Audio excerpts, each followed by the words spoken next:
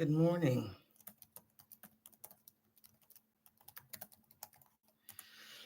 And putting links in the chat.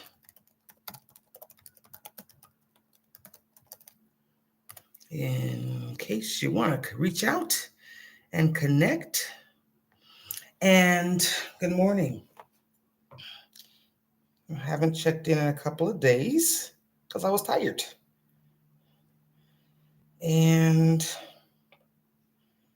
But I'd like to check in. Hold on, I'm getting my technology together.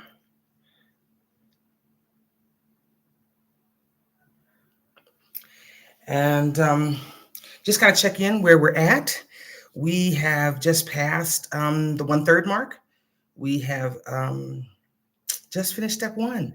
The ladies have spent the first 10 days, the Gangsta Grannies Global. Maybe I should start there in case you're just checking in the first time. This year or this season, beginning last fall and going into August, the Heal Together programming has been sponsoring the Gangsta Grannies Global initiative for this season. And that's where we specifically have focused on older women. In order to qualify for the program, you had to be 50 years old or a grandmother at any age. And we had 4 women that have participated or are participating in this cohort. And really, it was specifically speaking to those women, older women, who are making a commitment to a healing lifestyle, who want to really develop additional tools for being able to do healing at a deeper level. And so this program, there was an application process, and there was work that was done even beforehand to find individuals that really wanted to make that commitment with us. And it was a work exchange program that provided us with, provided women with the opportunity to come and participate in one of the programs that we offer here, which is the Healing Vacation Retreat. I think I'm gonna sit down. I was in the kitchen getting stuff ready for the day in case we want to make juice or vegetables to go with eggs. And really, the truth is, I'd be rushing to use up stuff before market day. We're going to the market this afternoon. So, yeah, that's what we're really doing. I'm using up the stuff so that we don't have a whole lot of perishables here on market day, because we need to have space to put stuff back in the refrigerator. Lots of fresh ingredients. Let me sit down and I can talk a little bit better and not be so distracted by the stuff in my kitchen.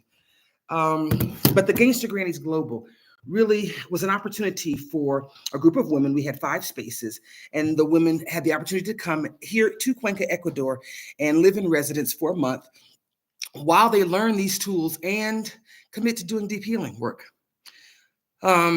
This is an intensive healing sabbatical. We offer a healing vacation retreat. This is not a vacation.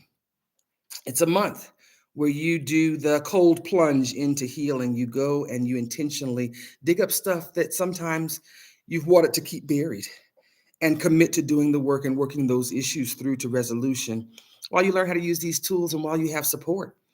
Not only the coaching support, but the supportive environment that this culture, this community, I feel offers to the ladies. And so our second cohort is here. They arrived on the 16th of July, and we get to work immediately.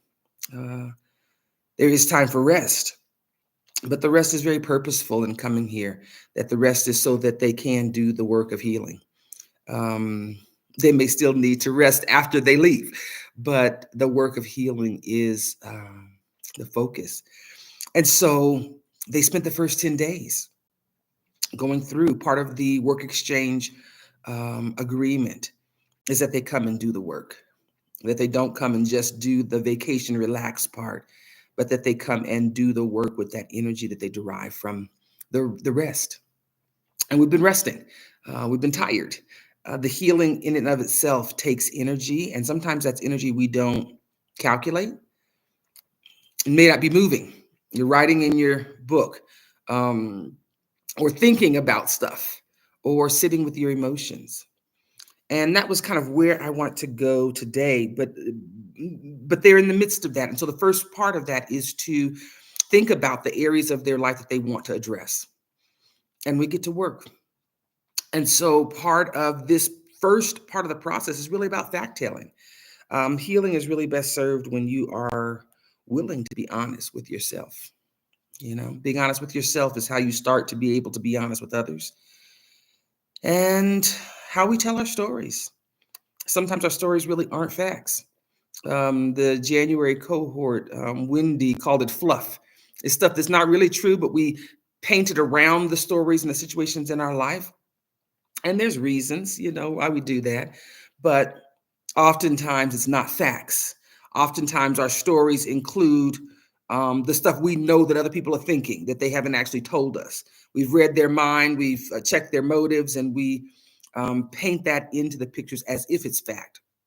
Not that it may not be true or accurate, but it's not facts as far as you know it. And so the first part has been them telling their facts and sharing that information with themselves. And then the other part of that is healing circle that we do, where that brings it really back into community, that it gives you the opportunity to speak your truth, the truth that you've uncovered in a supportive environment, to be able to share what you felt.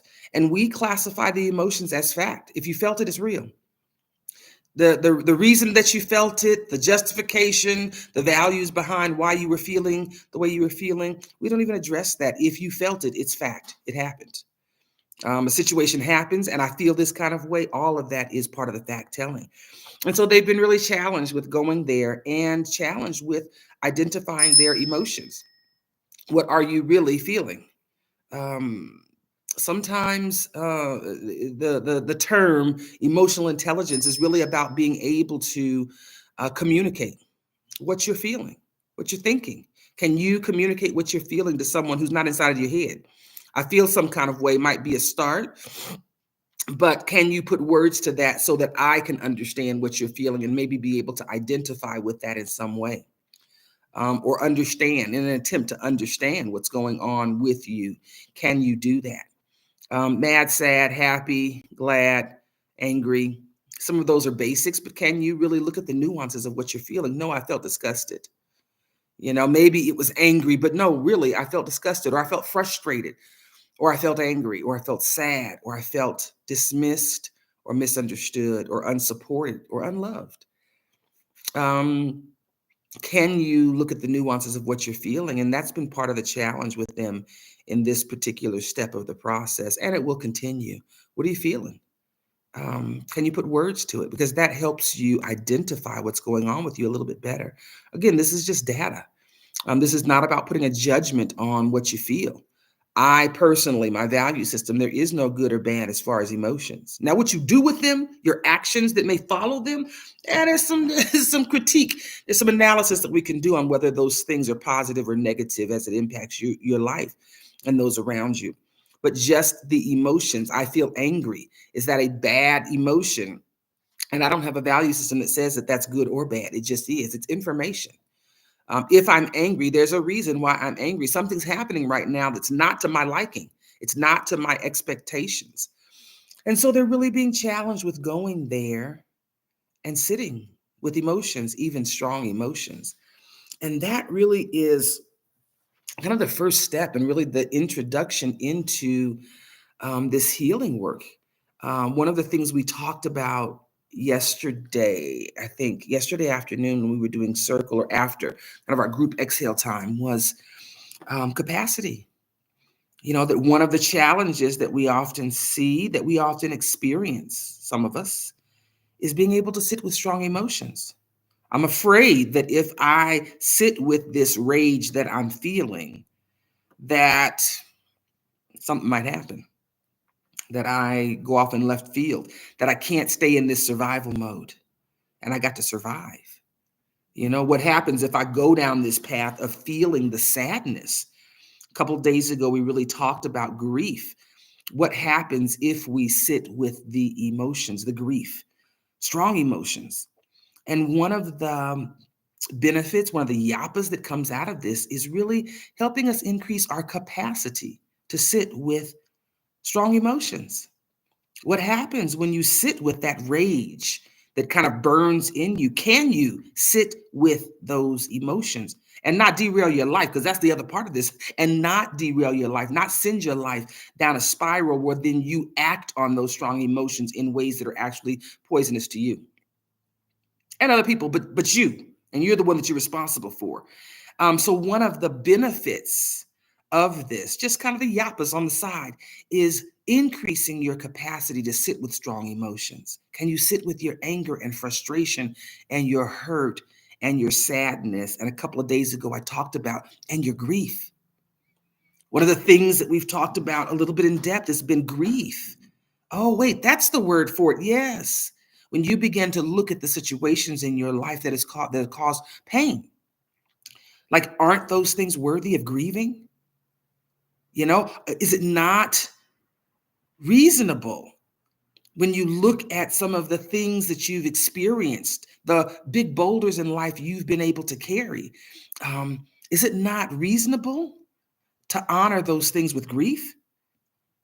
One of the questions I asked them on one of the days that we were talking about grief specifically was, if this had happened to someone that you loved, pick one of the incidents in their journaling. If that thing, that incident, that moment in life had happened to someone you love, wouldn't it be worthy of grieving? And as we began to look, one of the commentaries from last night in our group gathering was, this feels like the tip of the iceberg. That wasn't the exact words, but it was, I've pulled up these 30 incidents in my life that I'm focusing on here this month. But like, as I do that, I see that there's so many other areas of life. And I kind of just said, yeah. Yeah. Do you see the problem? We've been carrying this stuff. Do you see how heavy these 30 incidents really are? Do you feel the grief and the sadness from not being supported, from not being nurtured in ways that you may have wanted to be, or in ways that felt like love? Isn't that heavy? Now, multiply that by the number of other boulders you are still carrying in life. Isn't that worth grieving? And part of this is being able to provide space for the grieving, being able to provide a rest so that you can take the time to properly honor those feelings, including grief.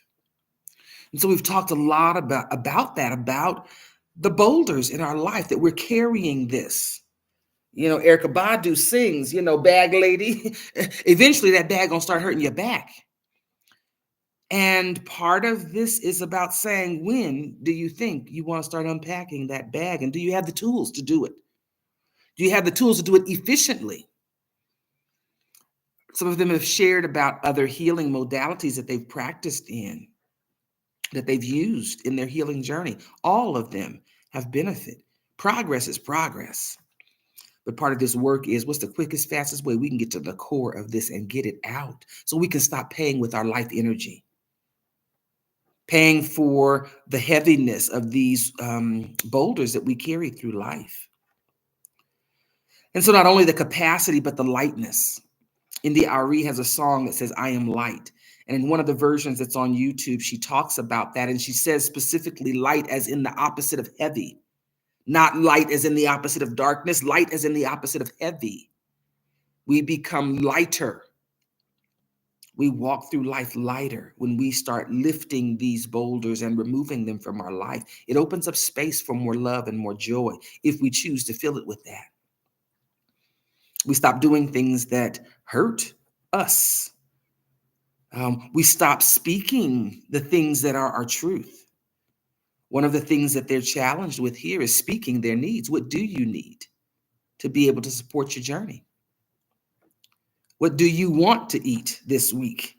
That'll be today's challenging question as we go. Part of the work exchange is that the groceries are provided. I don't obligate myself to cook every meal, not in the work exchange program. For those that come down and participate in the intensive month-long or the healing vacation retreat, we provide that for you. But part of the deal with the work exchange was that they're responsible for their own meals. The groceries are provided, but part of this challenge is them to be able to speak. What do you want? What kind of fruit do you want? What kind of vegetables do you want? What do you want to eat this week as we go and we make those preparations? Being able to speak your truth, being able to talk about who you are and not have that trigger the guilt and the insecurities and the fear is the benefit of healing. And so we talked about, just the ability to recognize that we have been carrying weights and to honor the fact that they are heavy. They're heavy. Just these 30, I think the ladies are experiencing the heaviness of that. And then if you multiply that by how many years, I'm in the 50s. All of these women had to be at least in the 50s to participate. These are weights we've been carrying around, and they've been sucking up the life energy. It takes so much energy to carry those bags, as Erykah Badu says. It takes your life energy, your life currency. And if you begin to add that up, then we realize that so much of our life has been just holding on to things that really ain't beneficial for us. That's the whole message of the song. You're going to realize that carrying this stuff really ain't doing you no good. It's protecting the ego. That's what it's doing. It is protecting the ego. And at some points in our life, that's survival, because that's the best we can do. Survive to live another day, survive to get to the point where we really can devote and commit to the healing work. But being able to honor what we've done. I think for women, I can speak as a Black woman. I think some of the socialization has been, you're supposed to have an infinite amount of energy, an infinite amount of strength to be able to carry everything that comes at you. Your weight and everybody else's weight too. The weight of your family, the weight of your children, the weight of partners, the weight of parents, the weight of community commitments, the weight of church, the weight of organizations, the weight of the world. And part of this is about saying, yeah, maybe you did it, but let's talk about how heavy that's been and let's honor that. Let's honor it with your grieving. Let's honor it with the space for those emotions that behavior created, to have space to breathe and to process so they can process out of your life.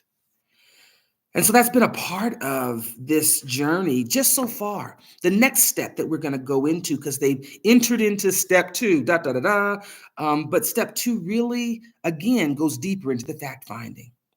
Step 1 is just the beginning, and that gives a lot of awareness. When you begin to realize that conflictions of your values creates trauma and that you are the abuser sometimes, the awareness that comes from that begins to help you make some decisions about what you are and are not going to tolerate. For me, other people creating trauma in my life is something that I don't have a lot of tolerance for anymore, because I understand how heavy the cost is. And so the awareness begins even in step 1. We got 5 steps in this process, but even in step 1, that awareness opens up. But step 2 asks them to go deeper. I thought we went deep enough. We're trying to get the whole weed out. I'm a farmer. I'm a farmer by profession. I retired as a professional farmer. And if those weeds don't get out in completeness, they will come back. And it's not just that they come back. This is, if you're not a farmer, maybe you don't understand. If you're not a gardener, you may not understand. If they come back, they're coming back stronger. They realize there's some additional threats in the environment. So we need to kick up our game. We need to sink these roots a little bit deeper before we put a plant up above the ground. We're going to rework our root system. Make sure that we get a stronghold into this soil, so that if there becomes a threat again, we got a little more resistance to us. Them coming back is bad enough, but coming back stronger.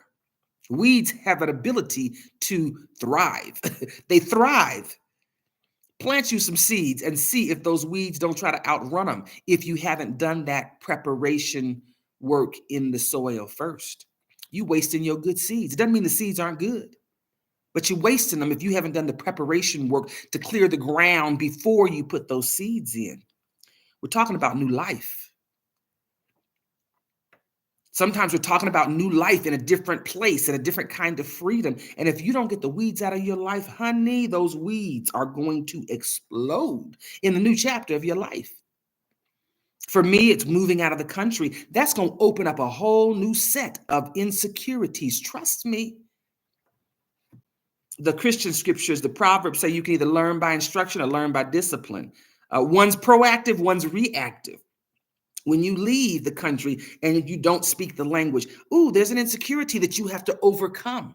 I still don't speak the language all that great. I'm not that fluent. It's quite raggedy, but doggone it, it's quite functional. I can get done just about everything that I want done. I don't think I've had any situation that I really wanted to get done that I couldn't get done. Between me, some sign language, some pointing, some Google Translate, and hope, it gets done. But the insecurities about that, I remember being tethered to my phone. Don't let that Google Translate go out because my signal has lost. Panic, not wanting to be in a situation of harm, of danger. And there was nothing oftentimes to panic about. It was internal. Wasn't nobody doing nothing to me. Wasn't nobody making me do something and I didn't really, wasn't nobody forcing me to move faster than I wanted to. It was internal insecurities. Insecurities about not knowing anyone. What happens in an emergency? Can you survive? Emergency preparedness is part of my wheelbase, part of my toolbox. Anticipatory preparedness. Can you prepare for crisis? That's been part of my work. How do we prepare for crisis? Healing. But there's also some practical things. And so as I'm thinking through traveling, sometimes in countries, there's money exchange. There's cultural differences that you don't understand. I'm still learning some of the cultural nuances, especially as it ties to real estate.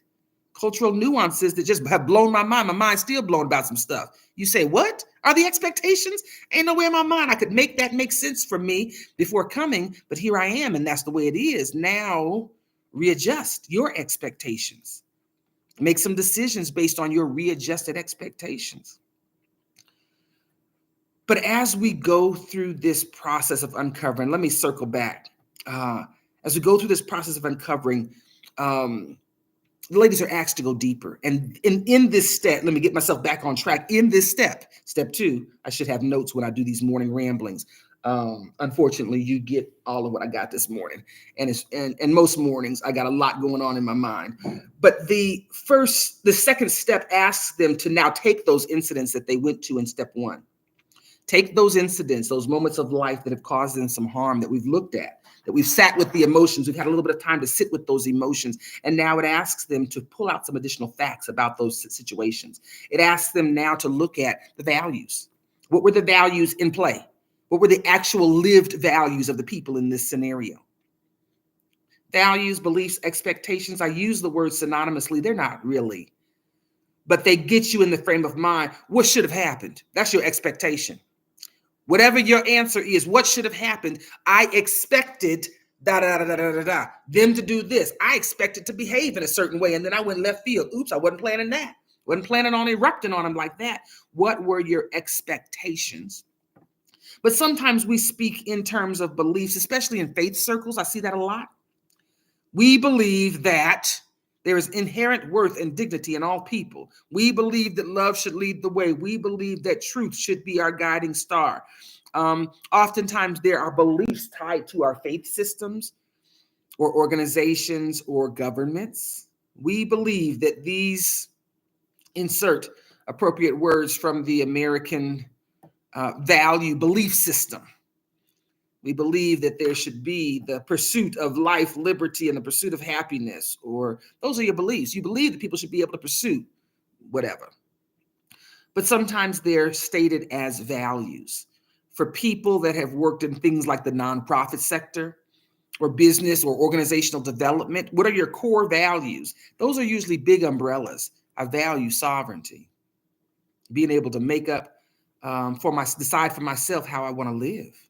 I value safety. I value respect. I value love. I value trust.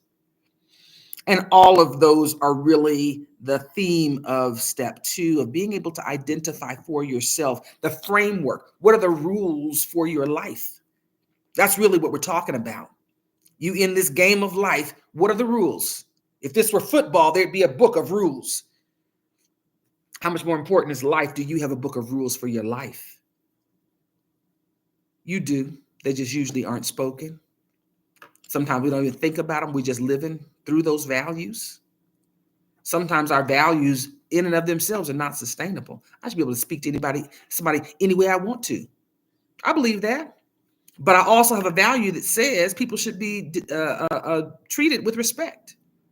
So yeah, I could say anything I want to, but I also believe that I should say things in respect. Sometimes values do conflict. Well, I said what I meant. Okay, did you say it respectfully? You may honor one of your values and conflict with another. Still trauma. Still trauma. And then that's not all. That's not the whole part of step 2, but that's heavy enough. But then they are asked to look at the losses. What kind of loss was created by this interaction? What did I lose? In some cases, in my own personal trauma history, I lost innocence. I lost being able to trust people that I thought I should be able to trust, like family. I lost quality time. I lost time that I should have been playing. I lost relationships. Whatever the case, they're asked to count the cost and determine what the loss is. This is where they do a little emotional math. What's the loss? What did it cost me? And then we get honest. We start turning the mirror. We have been looking outward. The camera's been pointing outward. But then at the end of step 2, we begin to turn the mirror towards us. What did I do? Not in judgment. This is information. Remember, we're only collecting facts, information. What did I do in response? We're trying to learn ourselves. What are my response behaviors? What do I reach for when these emotions trigger me? Step 1, I felt angry. I felt sad. I felt unsupported. Great. Then what did you do? What did you do? What did you reach for? What was your coping mechanism? What did you reach for? How did you get through that moment? What did you do? I cried. I went out and I got a drink. I went and called my friend on the side that I call after hours. What did you do? And so we began to turn the mirror to ourselves at that point in the process, step 2. And we're again just collecting facts. It's not about judgment. I challenge the ladies to work really hard at not judging. We're only collecting facts. We're only collecting information, of not gaslighting ourselves in this process, because that does not serve us well. And it don't help us heal. Matter of fact, it's the opposite of healing. And so they're asked to go to these places and then sit with their emotions, check in with themselves. How you feeling? Pull their feeling wheel out, go through it. Read the words, see if any of those emotions are triggered, if they can identify any of those emotions in this experience, and add them to the list of things, emotions that this experience has triggered for them. It's information. Still not doing any analysis. We're not doing any judgment. We're just pulling the facts. Facts, just the facts, ma'am.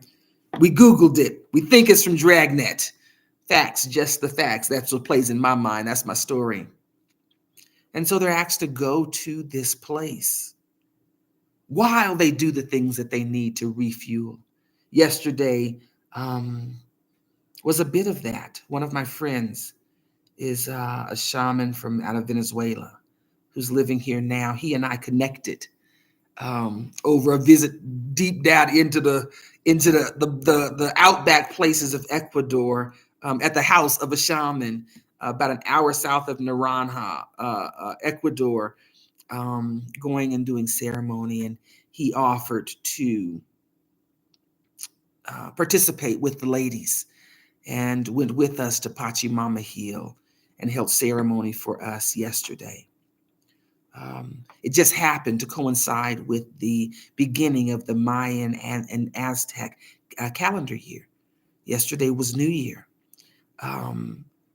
And really, it was a ceremony of intentions. What are you leaving behind? And what are your intentions in this year going forward?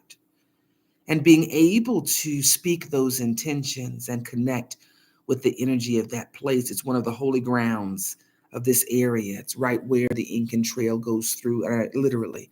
It's a place where generations past have stopped and held ceremony, sacred ceremony of both prayers and blessing, prayers and blessings, and shared gratitude for the earth, for the air, for the fire, for the land, and the way that it supports and sustains us. And so being able to participate in that and be able to share in this cultural richness, the cultural richness of Latin America, and specifically in this place here in Cuenca. And so I'm grateful for that.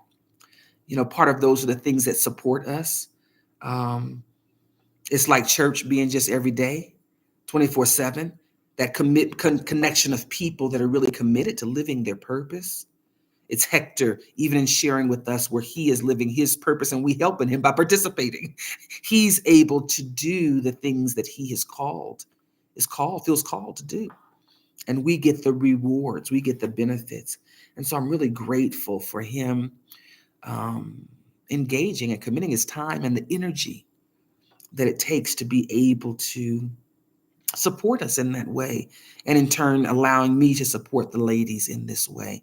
So I'm grateful for that. I'm grateful for the opportunity and the relationships. Hector and I met about 2 years ago, and it's really cool when in all of Ecuador, he's from Venezuela, so even that, of all of South America, that we connect, and it's people that you think you may only see one time, and then here he is, and we've reconnected this past year, end of last year, and small world. So I'm grateful for that, and the reminder that the world is a whole lot smaller than we think, and we have a whole lot more points of connection. So I'm grateful for that. So step 2, the ladies in the next 10 days will be really diving a little bit deeper. I encourage you, go to the Gangsta Granny Global's website, find their social media, encourage them. A note of encouragement to let them know that you too support healing. You too support healing first, and healing is the way that we fix community. I repeat over and over again, fix the part of community you can. You can't fix me. You may be able to inspire me, encourage me, motivate me, but you can't fix me. I got to do the work for myself. But I can fix me. And so this really is about the social tech work in the big picture is really about fixing the things that we can, and we can fix. We can do the healing of ourselves. And it's not that we heal who we are. We heal the garbage that's on top of us. It's the mud on the mirror. We take the mud off the mirror reflects accurately. We got these layers in our life that we've picked up, all these layers. The work is, can you remove them? Can you pull back all that ego stuff that was picked up because of your fears, guilt, and insecurities that were triggered because of the opposite of love? Because that's really what happens. We interact in this world in ways that are not loving. We pick up damage and coping mechanisms, and then we practice them. So that's where the ladies are today. The next 10 days, they'll be going deeper into these moments in their life as we work them towards resolution. But we'll be finding out the values. What were your expectations, beliefs, values, and expectations surrounding these activities? What were the values expressed? What were the lived values? Believing it is good. It's a good start. Having beliefs that are sustainable, having values that are sustainable, but living them is the real magic. Can you live those values? And identifying what those are, identifying the values tied to the behavior is part of this step. And then the reflection, what did I do? What did I do as a result of this? What were my responses? What were my coping responses to what was happening in my life at those times? And then we come together and we share that. We share that. The ladies in the Sankofa Circle have the opportunity to speak that truth. In some cases, they've shared, these may not be things that I've spoken before. And so being able to take those things out of the closed-naturedness sometimes that healing does, where we're doing it all alone, it puts it in community and lets community support you as you sit with those emotions and the revelations that come out of it. So that's where we are. We're going to the market this afternoon. I'm going out to breakfast and an art walk at one of my favorite places, La Guarida. It's a farm-to-table restaurant, go figure. But they support and have developed just a beautiful intergenerational relationship with one of the master ceramicists, and we'll be doing an art walk following breakfast. So I'm excited about that. Eduardo Segovia is one of the individuals that I have met, and he's my friend. And we'll be doing an art walk that'll culminate at his house and be able to just go share in the artwork that he does and this relationship that has been built in neighborhood 45 of my city. And I'm excited about that. I think Danielle's going with me. And then we're going to all go to the market because it takes all hands on deck to do market day. It really does. And we didn't go this weekend. We didn't go to the Saturday market yesterday because we were getting ready for the hike to Pachamama Hill. And we went in. We did not do the strenuous hike. So we didn't go up the rough side of the mountain, but it's still energy in getting from where the road ends and drops us off. Our car drops us off to the plateau. So we're going to go today and try to get our food thing together. We may go to the market and the supermercado and get a couple of things that we can't pick up at the market sometimes. 10 days in step 2, where we'll do a deep dive. Step 1 and step 2 are the longest. It takes the longest to really do in this process. So we did 10 days in step 1, and then we'll do 10 days in step 2. And then we'll go through steps 3 through 5 in the last 10 days that we're here.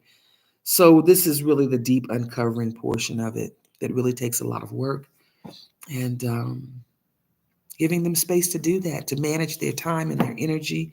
The ladies have quite a bit of autonomy throughout the days. So, yeah, thank you for letting me kind of share some of what's happening and just some of the ramblings. Honoring the process, honoring the grieving that may be necessary is a part of this work. And I'm grateful that the ladies have entrusted me to be a part of their healing journey, being able to feel safe enough to come and do this work. I think that's an important piece too, that healing is so much better when it's done in places that feel safe to us.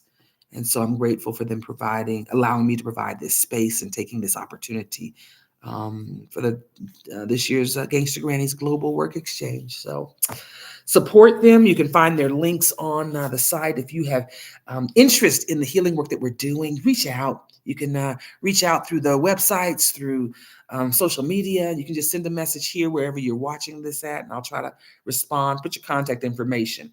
If it's like, or you can send an email to friends@nowastedtime.com. But reach out. We've got lots of activities going on. The Soul Safari is coming up. It's a healing vacation retreat that we'll be doing in collaboration with Tabasamu Africa Hub over in Kitale, Kenya, November 6th through the 13th of this year. We've got spaces, and we want you to come participate. We want you to join us in this Healing First movement. That's how we change the world. We change us. And in changing us, we are changing the world in the way that we can. So thanks for letting me join you this morning, or whenever you're watching this. If you're watching this after the fact, say hi, so I know that you too are jumping in. And by all means, support these ladies in the healing journey that they're doing. And live life fully today. Have a great day.